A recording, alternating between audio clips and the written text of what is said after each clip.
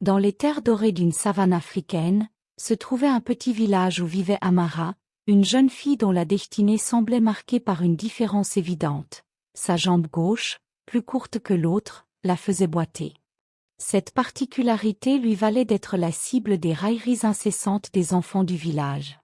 Chaque jour, leurs moqueries résonnaient comme des flèches cruelles. « Regarde, voilà Amara la boiteuse. » Ces mots s'enfonçaient dans son cœur, mais, sous son drap chaque soir, ses larmes silencieuses trouvaient un baume dans les paroles sages de sa mère. « Ma fille, ce que les autres voient comme une faiblesse peut devenir ta plus grande force.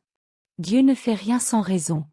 Cherche le trésor caché en toi. » Malgré la douleur et les doutes, Amara refusait de se laisser briser.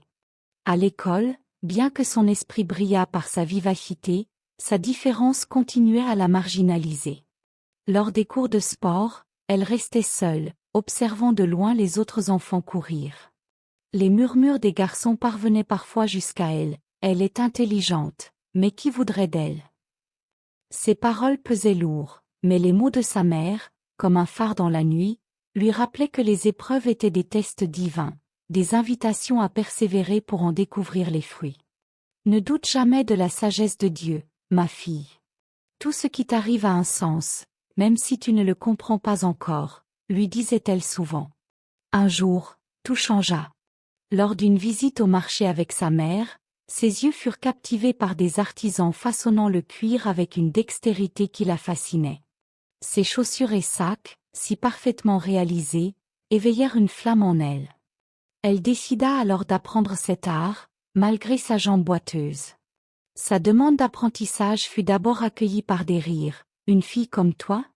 Avec ta jambe, tu ne tiendras même pas une journée. » Mais un vieil artisan, avec un regard rempli de sagesse, prit sa défense. « Parfois, ceux qui paraissent faibles cachent une force insoupçonnée. Laissez-la essayer. » Et ainsi, Amara débuta son apprentissage. Ses débuts furent ardus, rester debout longtemps lui était difficile, mais elle compensait avec une précision et une créativité remarquables. Ses mains semblaient danser sur le cuir, transformant chaque pièce en une œuvre unique. Elle y mettait tout son cœur et sa foi en Dieu, cherchant à honorer la beauté du travail qu'il lui avait permis d'apprendre. Après des mois d'efforts acharnés, Amara créa sa première paire de chaussures. Mais elle n'en resta pas là. Elle eut une idée visionnaire: concevoir des chaussures spécialement adaptées aux personnes ayant des handicaps ou des malformations. Pourquoi cacher nos différences, alors que nous pouvons les sublimer, pensa-t-elle, en son cœur se rappelant que c'est Dieu qui la guide à travers chaque épreuve.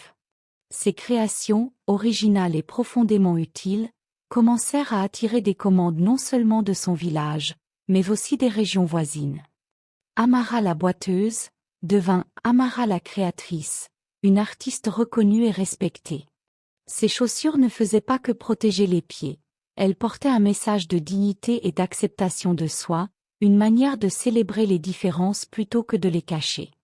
La consécration arriva lors d'une grande cérémonie organisée par le chef du village pour honorer les talents locaux.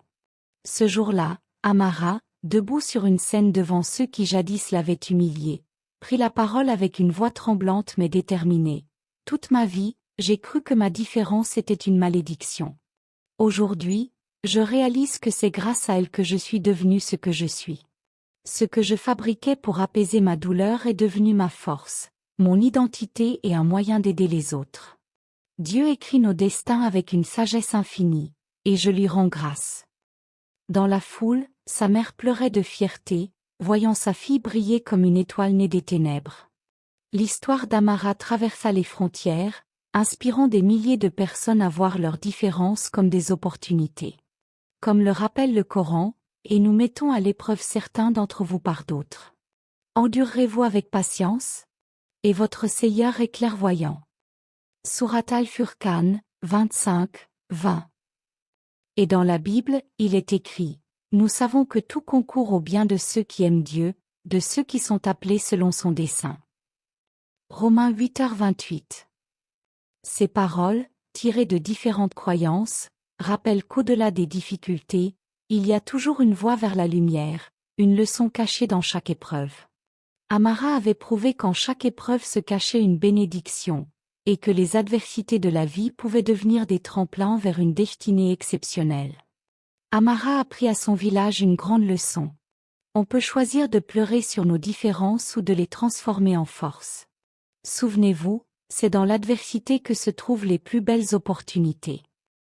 Avec cette sagesse, elle invita chacun, qu'il soit croyant, athée ou d'une autre foi, à embrasser ses propres imperfections, en croyant fermement que tout, même ce qui semble être un fardeau, peut être une bénédiction déguisée par la grâce de Dieu, ou par la force intérieure que nous avons tous en nous.